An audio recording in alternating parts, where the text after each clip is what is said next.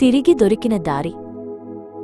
ఒక అందమైన పల్లెటూరిలో సారా, ఎస్తేర్, లిల్లీ అనే ముగ్గురు స్నేహితురాళ్లుండేవారు. వారి స్నేహం ఆ ఊరిలో అందరికీ ఆదర్శం. ప్రతి ఆదివారం ఉదయం ముగ్గురూ కలిసి చర్చికి వెళ్లేవారు.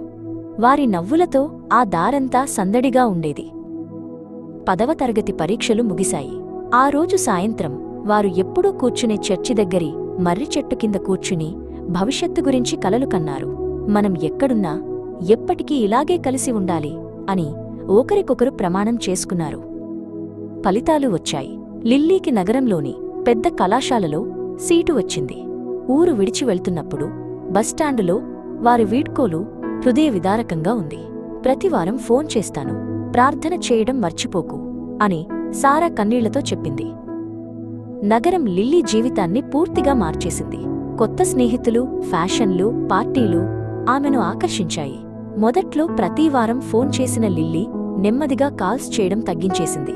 పాత స్నేహితులను, ప్రార్థనలను మరిచిపోయింది. పల్లెటూరిలో సారా, ఎస్తేర్ ప్రతి ఆదివారం చర్చికి వెళ్లేవారు. కాని లిల్లీ లేని లోటు స్పష్టంగా తెలిసేది. ఆమె నుండి ఫోన్ రానప్పుడల్లా వారి మనసు కీడు శంకించేది. లిల్లీ ప్రవర్తనలో ఏదో తేడాగా ఉంది అని ఎస్తేర్ ఆందోళనగా అనేసింది. ఒకరోజు నగరం నుండి వచ్చిన ఒక బంధువు ద్వారా లిల్లీ గురించి నిజం తెలిసింది. ఆమె చదువును నిర్లక్ష్యం చేసి చెడు స్నేహాలతో తిరుగుతోందని విని సారా, ఎస్తేర్ హృదయాలు ముక్కలయ్యాయి. తమ స్నేహితురాలిని అలా వదిలేయకూడదని వారు నిశ్చయించుకున్నారు. ఇద్దరూ కలిసి నగరానికి బయలుదేరారు. లిల్లీ ఉంటున్న హాస్టల్ గదికి వెళ్లారు. వారిని చూసిన లిల్లీ ఆశ్చర్యపోయింది. కాని వెంటనే కోపంగా ముఖం తిప్పుకుంది. నన్ను నా దారిన వదిలేయండి, మీ పాతకాలపు పద్ధతులు నాకు చెప్పకండి అని కఠినంగా అంది. సారా కన్నీళ్లు పెట్టుకుంది. కాని ఎస్తేర్ మాత్రం శాంతంగా లిల్లీ దగ్గరకు వెళ్ళింది. మేము నీకు నీతులు చెప్పడానికి రాలేదు లిల్లీ, మనం మర్రిచెట్టు కింద చేసుకున్న ప్రమాణాన్ని గుర్తుచేయడానికి వచ్చాము.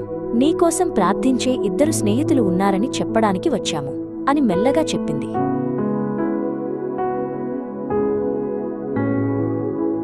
ఎస్తేర్ మాటలకు లిల్లీ కళ్ల నుండి నీళ్లు ధారగా కారాయి.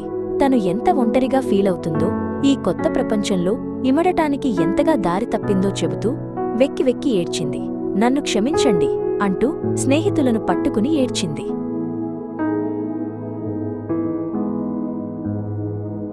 లిల్లీ తన స్నేహితులతో తిరిగి గ్రామానికి వచ్చింది.